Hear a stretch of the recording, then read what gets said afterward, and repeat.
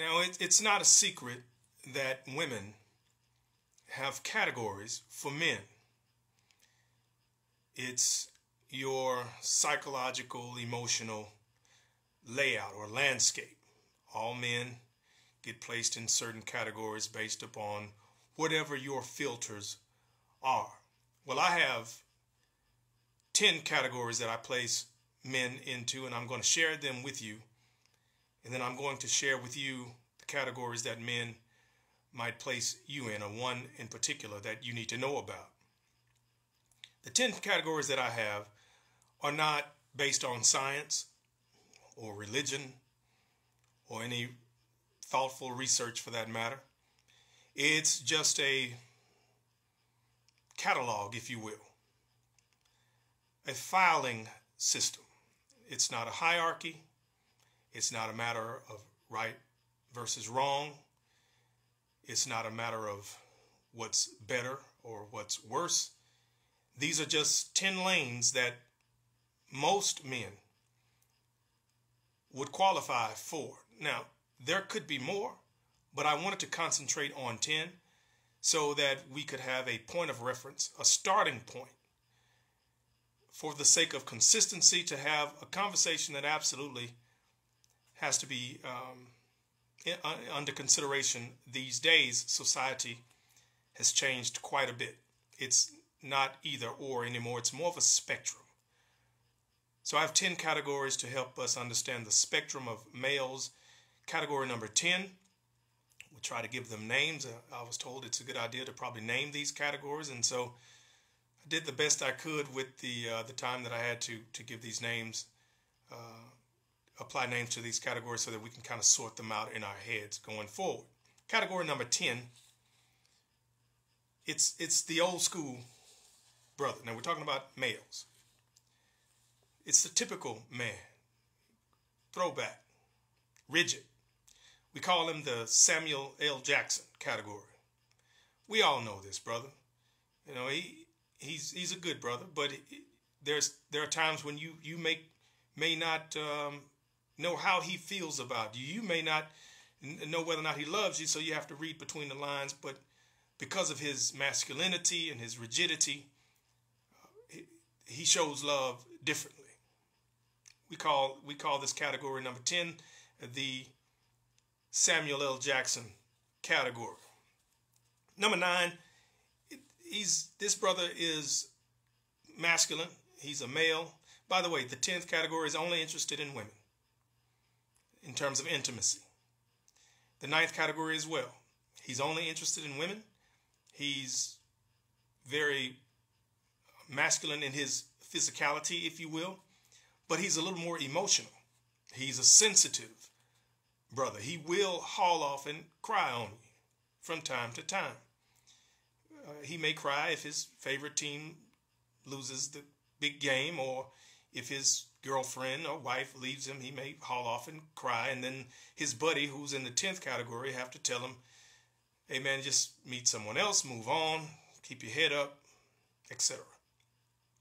The 9th category is more of the Terrell Owens, T.O., NFL great, former NFL great. And this is nothing against T.O. Or any of the people that I use to identify these categories. It's just a type. I mean, these guys are very popular. Their names resonate with us. And we've seen T.O. in his emotional displays, but it's nothing against T.O. Personally, I don't know these gentlemen, but he fits the category of the number 9. All right, along with the character that was played by Martin Lawrence in the series Martin. He cried a lot, as you know, with Gina and everything like that. That was a part of his character. So that's the 9th category. He's a guy. He's a dude, you know, but he's only interested in women, but he will haul off and cry on you from time to time. The 8th category we give to the brother who he's smooth. You know, he's not one to look for trouble or anything like that. He dresses well. He he might take longer to get ready for an occasion than what you do.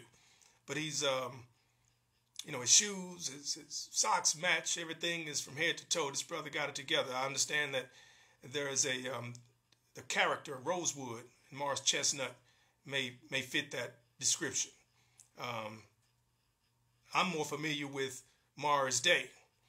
Now here's a brother who, he's a lover. That's what he did. He wasn't very confrontational in terms of starting trouble, and you won't catch him fixing motors and changing flat tires and things like that, or being Mr. Fix-It around the house. But he was smooth. So I like Morris Day for category number 8. Again, only interested in women. Now, when you get down to number 7, now there's another list that you're very familiar with, and you know who they are. These are men who, they might have a wife, they might have a family, but they're also interested intimately with other men. I believe there are plenty of shows and or there's enough documentation now, you know who they are, so we don't have to go down that list. That's the category number 7, the down low brother. Number 6 is the gentleman that we don't really know his sexual agenda, if you will. You don't have any record or any history on him having a girlfriend or being involved with a woman intimately or anything like that. You just don't know. And so you withhold judgment on the fact that you just don't know. That's the Luther Vandross category. And we just didn't know about Luther. Now he's Luther Vandross, and we play his records to try to get to first base and second base with women, but we really don't have any, at least I don't, any documentation or any history or any reference of him having a relationship with a woman. Again, it's nothing against Luther. I'm a big fan of a lot of the people names that are on this list. It's just the character that we were familiar with.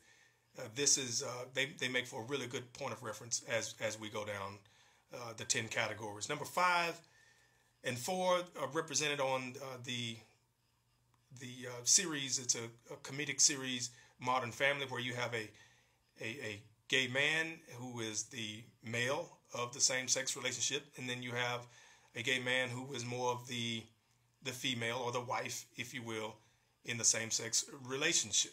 That's pretty self-explanatory. Goes to work, takes care of business, family-oriented, stays out of trouble, could throw a pretty good party, and all that. Good co-worker, whole 9 yards. But the thing is, it's no secret that he's a gay man and that he's in a committed relationship.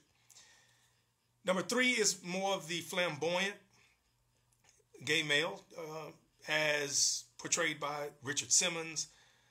And again, I don't know if Richard Simmons was gay. I have no idea. I have no idea if Little Richard was gay. But now that's the Rock and Roll Hall of Fame, Little Richard. But their mannerisms are very flamboyant, and sometimes almost to the point of annoying to other members of the gay community. But again, it's just a category. And then number 2 is the male who likes to dress like a woman, and the only name that comes to mind there is the RuPaul category. And obviously number 1 is when there's actually been a sex change.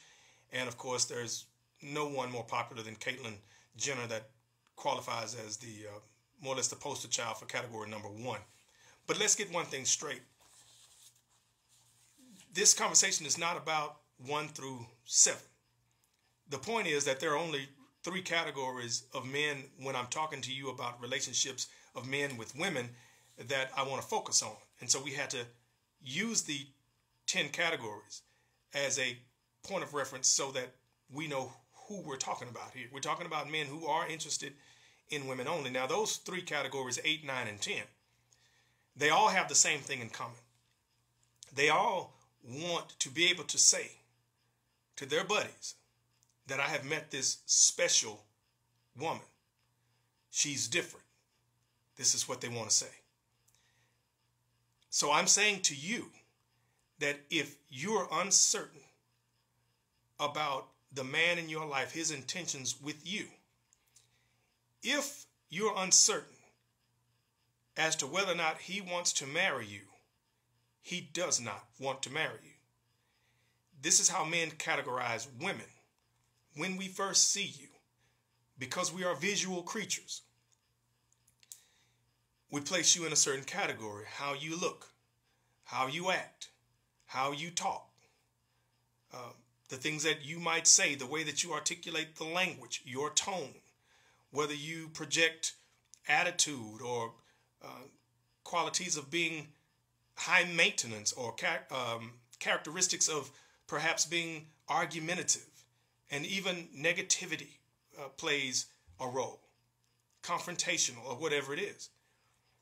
Okay, now I use that list because that's a pretty obvious one, obvious list of words that when you're looking for a certain type of man, you want a good brother, a decent brother with good morals and values, where he looks at those qualities as red flags. And then you get placed in a certain category.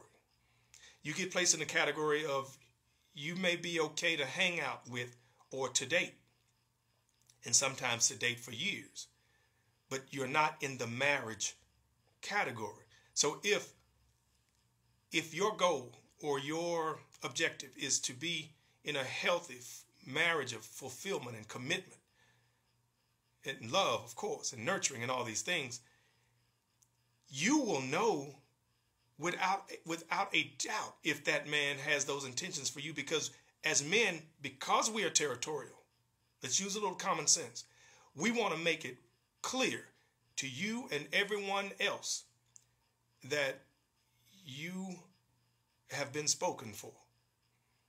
So if you don't feel that way, if you don't feel special, I don't care if he tells you that you're special. Use your intuition. If your intuition, your instinct, that is a built-in intelligence, if it's telling you that you're not the person for that gentleman, then listen to that, all right? And then don't start thinking, what should I do in order to be separated or looked upon as different than everyone else, all the other women that he might meet. There's probably nothing that you actually can do, but there's probably some things that you probably should not do. And the first thing that you should not do is there's some things you should stop doing.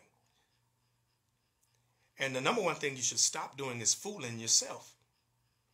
And the number two thing you should stop doing is letting him fool you. You see, the point is, there is not a woman on this planet who should ever be uncertain as to if the man in her life has intentions to marry her. So if you are uncertain, if you don't know, if you're unclear, then after watching this, you should be.